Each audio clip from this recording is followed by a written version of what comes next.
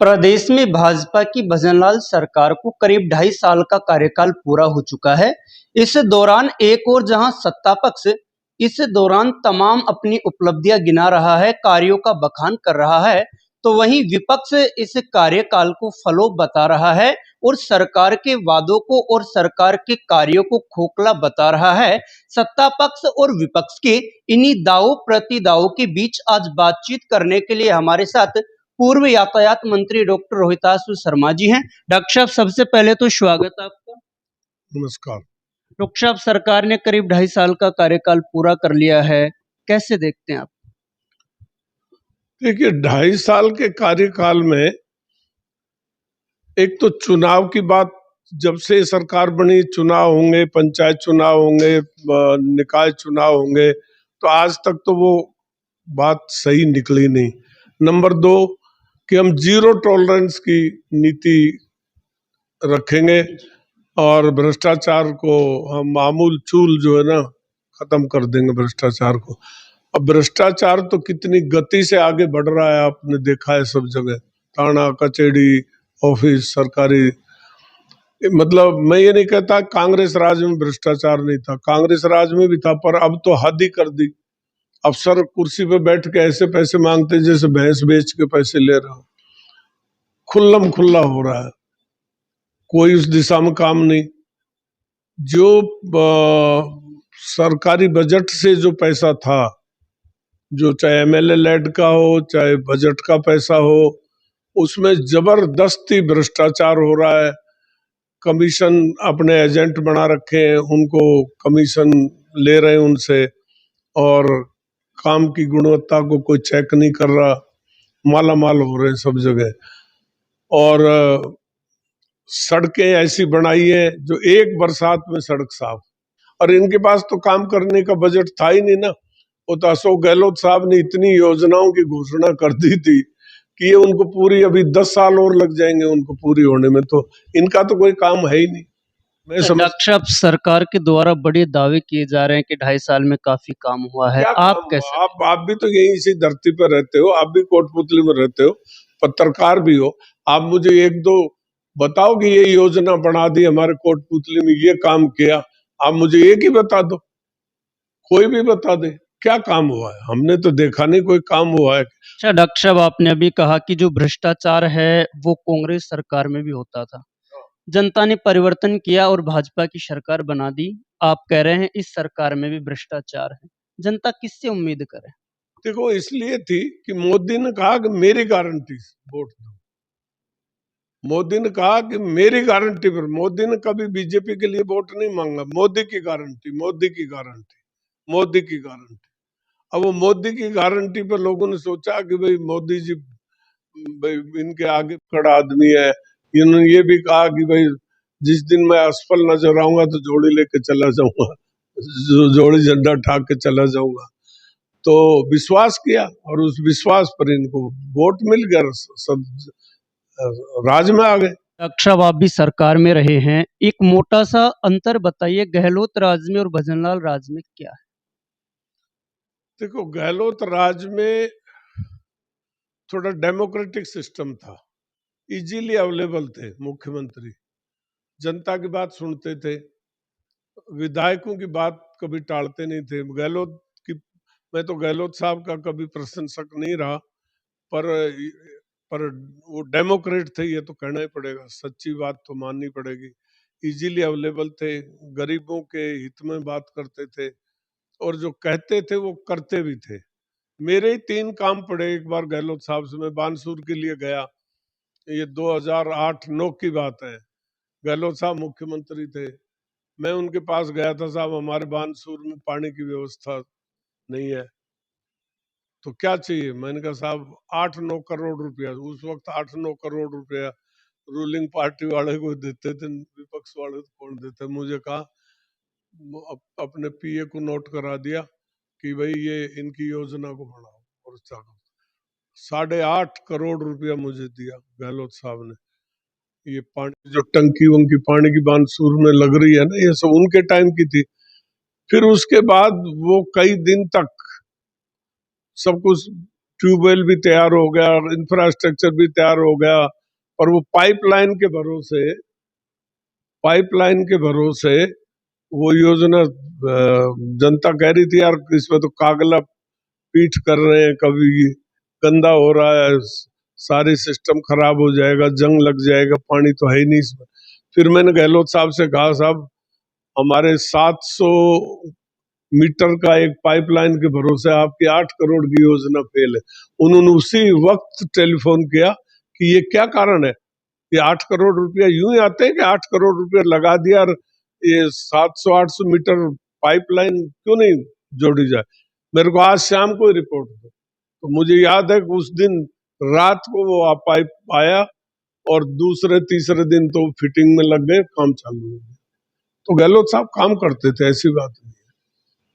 लेकिन अच्छा गहलोत भजनलाल, साहब का आखिरी टेन्योर जरूर खराब रहा कि क्योंकि आया राम गया राम शुरू हो गया था, एमएलए ने काम नहीं करने दिया, एमएलए की रुखाड़ी करनी पड़ी उनको, तो वो लास्ट टेन्योर तो उनका इस राज से भी खराब निकला। अच्छा डॉक्टर साहब, हाल ही में आपने पूर्व मुख्यमंत्री वसुंधरा राजे सिंधिया से मुलाकात की है। आपकी मुलाकात ने राजनीतिक हलकों में कई तरह की चर्चाओं को जन्म दे दिया है। क्या बातचीत इस दौरान हुई? वसुंधरा जी ने कहा कि जब तक शक्ति है तुम में, जब तक ताकत है, पॉलिटिकल अनुभव है, अपने अनुभव का नए लोगों को साथ लो और चलो और उनको उनको सिखाओ, राजनीति सिखाओ। नगर पालिका पंचायत चुनाव आ रहे हैं, उनमें अपने अपने लोगों को उतारो, अच्छे लोग राजनीति में आगे आने चाहिए और पार्टिसिपेट करो। और ध्यान रहे कि चुनाव जैसे भी नजदीक, जैसे चुनाव आवे तो नेता बनाओ आप, कार सोडियम मत बनाओ, पत्थर को उठा के मत धरो, उस आदमी के साथ लगो जो ईमानदार हो, काम कर सकता हो, काम करने की छवि हो, उसकी अच्छी छवि वालों को आगे लाओ। अच्छा डॉक्टर साहब, इसी से जुड़ा सवाल ले लेते हैं। आपने लास्ट चुनाव आजाद समाज पार्टी से लड़ा विधानसभा का, जनता ने भरपूर समर्थन भी दिया। उसके बाद लोकसभा चुनाव में आपकी नजदीकियां कांग्रेस प्रत्याशी की तरफ बढ़ी और आपका झुकाव कांग्रेस की तरफ रहा। इन पंचायती राज और निकाय चुनाव में आपकी क्या भूमिका रहेगी? देखिए उसका सबसे बड़ा कारण ये रहा कि चंद्रशेखर आजाद को हमने इसलिए पसंद किया कि चंद्रशेखर आजाद अंबेडकर जी के संविधान को 100% लागू करना चाहते थे, दिल से लागू करना चाहते थे, मजबूती से लागू करना चाहते थे, पिछड़े हुए तबके को आगे लाना चाहते थे। उसके हम कायल थे, इसलिए हमने उनकी पार्टी को चूज किया।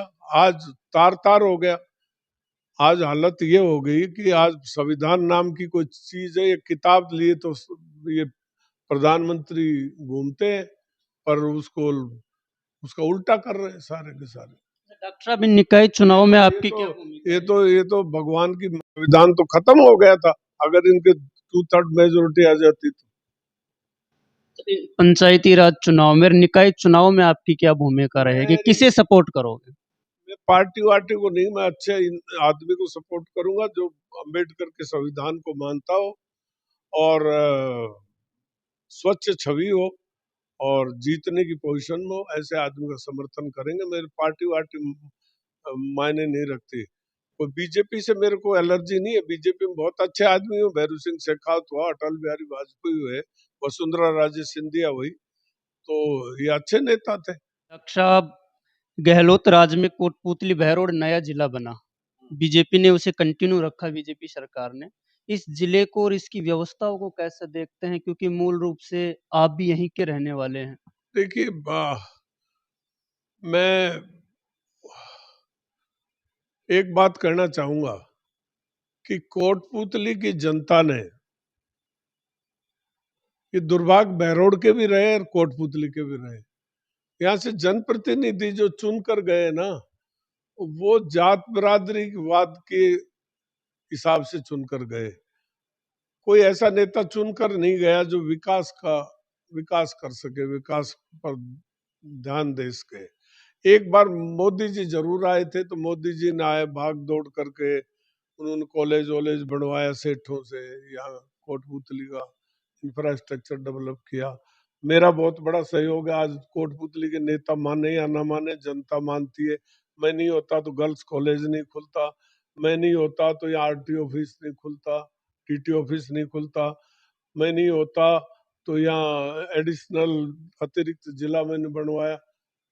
जब भैरू सिंह जी शेखावत राजनोत आए तो एडीएम की घोषणा कराई हमने हमने यहाँ जुडिशरी कोर्ट्स की घोषणा कराई, एडिशनल एसपी का हमने घोषणा कराई। तो जिला तो करीब करीब बड़ा मैंने ही बनाया है, इनका तो नाम नाम है, बाकी लोगों का तो डॉक्टर साहब आने को यहाँ सीएम साहब भी आते रहते हैं कोटपुतली बहरोड जिले में, और पीएम की भी यहाँ सभा हुई चुनाव से पहले। लेकिन जिला बनने के बाद हालात कितने बदले, लोगों को जो आधारभूत सुविधाएं थी उनमें कितना विस्तार हो। मुझे नहीं लगा कि यहाँ पर कुछ हुआ है कोटपुतली में, क्योंकि कोटपुतली सेठाना था, सेठों की जगह थी। बहरोड में तो कोई सेठ नहीं थे, बानसूर में तो कोई सेठ नहीं थी, यह सेठाना था। यहाँ विकास पहले बहुत पहले हो जाना चाहिए था। और मुझे याद है कि एक बार अरुण नेहरू आए थे तो नवल किशोर जी यहाँ के सांसद थे, तो उन्होंने जिला बनाने की बात की थी उनसे, लेकिन वो बात को टल अरुण नेहरू गृह मंत्री थे भारत सरकार के, और लोगों ने उसको जिला की घोषणा करने के लिए उकसाया भी बहुत, नारे भी बहुत लगे। पर कर जिला यहाँ पहले बन जाता ना तो ये डेवलप हो जाता। अब से इसके लिए आप जिम्मेदार किसे मानते हैं?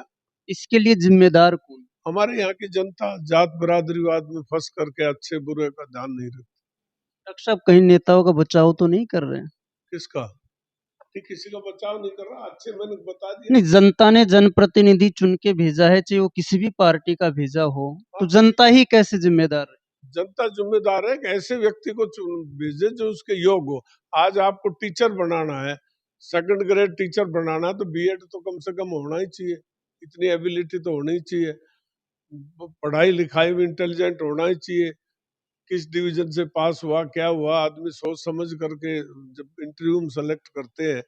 तो एमएलए का इंटरव्यू क्यों नहीं होता? एमएलए का भी इंटरव्यू लेना चाहिए।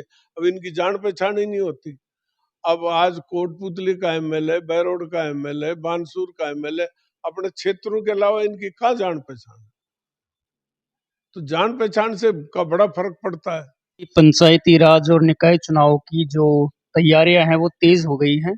सरकार के अपने दावे हैं, विपक्ष के अपने प्रति दावे हैं। आपको क्या लगता है इन चुनावों में कांग्रेस या बीजेपी किसको फायदा हो? देखिए, राजनीतिक उथल पुथल बहुत होने जा रही है।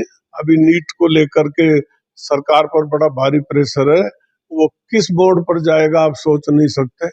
मैं अभी कुछ नहीं कहा जा सकता कि चुनाव होंगे भी, मुझे नहीं लगता कि चुनाव होंगे, किसी न किसी बहाने टाल दिए जाएंगे, क्योंकि दिल्ली में इंटेलिजेंस भी ये सारी चीजें, राजस्थान के हालात, मुझे लगता है कि दिल्ली को खबर है कि पॉजिटिव नहीं है। अगर फिर भी होते हैं तो क्या लगता है? लंबा अनुभव आपको रहा तो जो नेचुरली अपोजिशन वाले जीतेंगे। अच्छा डॉक्टर साहब, लोकसभा चुनाव से पहले कोटपुतली बहरोड जिले में भी बड़ा राजनीतिक उठापटक हुआ। कुछ नेता कांग्रेस छोड़ के बीजेपी में शामिल हुए, तो कुछ जो कांग्रेस के बागी थे वो वापस कांग्रेस में आ गए। इससे कौन सी पार्टी को इन चुनाव में लाभ मिलेगा? ये तो वहम नहीं होना चाहिए, वहम नहीं होना चाहिए। आजकल ये तो रीत बन गई, सब लोग रूलिंग पार्टी में भाग जाते। अब आज कांग्रेस का राज बन जाओ, ये जो इधर भाग गए सारे उल्टे आ जाएंगे, इधर आ जाएंगे। तो बीजेपी का कोई कैडर नहीं रह गया और ना कैडर रह गया कांग्रेस का। कांग्रेस के जितने भी सीनियर लीडर थे सब छोड़ छोड़ के भाग गए। कहाँ है कांग्रेस में नेता? इंटेलिजेंट है, प्रियंका गांधी को सुनते हैं सारी बात है, पर वो चाबी उसके पास नहीं है। राहुल गांधी को झूठ नहीं बोलता वो। ये राजनीति में जो झूठ नहीं बोलता हो वो कैसे चुनाव जीत पाएगा? ये देखो, ये कलयुग है, कलयुग में तो जो जितनी बड़ी झूठ बोलेगा वो उतना बड़ा नेता होगा। और राहुल गांधी को तो झूठ आती नहीं बोलना, वो तो शुद्ध सट बात करता है। तो राजनीति में श्याम दाम दंड भेद सारी नीति अपनाओ। अच्छा डॉक्टर साहब, आपने कहा कि राजनीति में जो वो उतना ही बड़ा नेता बनेगा। डॉक्टर साहब भी राजस्थान के बड़े नेता थे, कितनी झूठ बोली। बड़ा नेता कभी हुआ ही नहीं, कभी हुआ नहीं। और एक आध तो एक्सेप्शन होते ही है सब चीजों में, ऐसी क्या बात है। पर मैं बड़ा नेता कभी नहीं बना। मन मिनिस्टर ही तो बनाऊं, मिनिस्टर तो आम आदमी बन जाता, आपके राम स्वरूप भी बने, घने बने, हमारे अलवर में तो भरे पड़े हैं मिनिस्टर ही मिनिस्टर सारे, तो वो कोई बात नहीं। तो लेकिन ये है कि मुझे मुख्य धारा में मैं बिना एमएलए रहा हूँ, वो मेरी जो मेरी चलती थी उतनी तो मैं मिनिस्टर बनने के बाद भी नहीं चली। जब मेरी चलती थी पूरी, जो मैं कह देता था वही होती थी। अच्छा डॉक्टर साहब, एक भाजपा पर लगातार आरोप लगता है ईवीएम हैक करने का, पॉसिबल है क्या, हो सकता है? सब चीज पॉसिबल है, यहाँ बैठे बैठे हम किसी को कोई संदेश दे दे, फिर मर्जी आओ नहीं आ रहा गड़बड़ है तो उसको काट देते हैं, दूसरी चीज जोड़ देते हैं, साइंस है।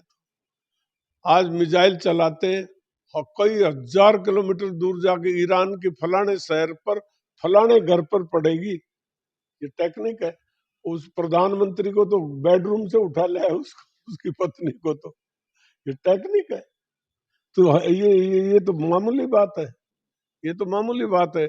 ये कहते हैं ऐसा है तरीका, जो मेरे को एक बड़े एक्सपर्ट आदमी ने बताया कि ये इनको असेसमेंट है कि जैसे बड़ा नेता है भाई, ये तो पब्लिक में जिसके लिए मैसेज है कि ये तो जीतेगा जीतेगा, ये तो जीतेगा, तो उसकी सीट को दे छोड़ देते हैं, वहां टच नहीं करते, नहीं तो पोल खुल जाए कि यार ये हार कैसे गया।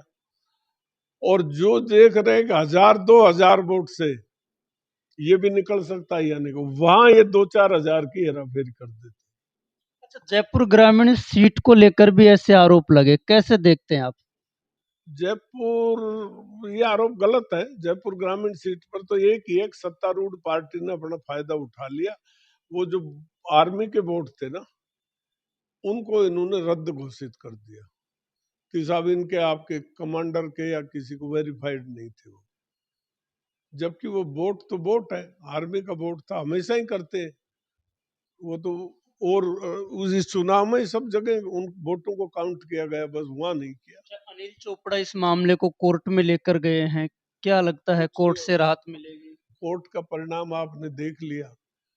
जो जब चुनाव आयोग में एक जज की पोस्ट थी और उसको सुप्रीम कोर्ट ने विड्रॉ कर लिया सरकार के हक में, पर आज वो जुडिशरी नहीं है, जुडिशरी पर भी उंगली उठने लग गई। एक ही तो बचाव था जुडिशरी, अब जुडिशरी पर भी आप लोगों को भयम होने लग गया।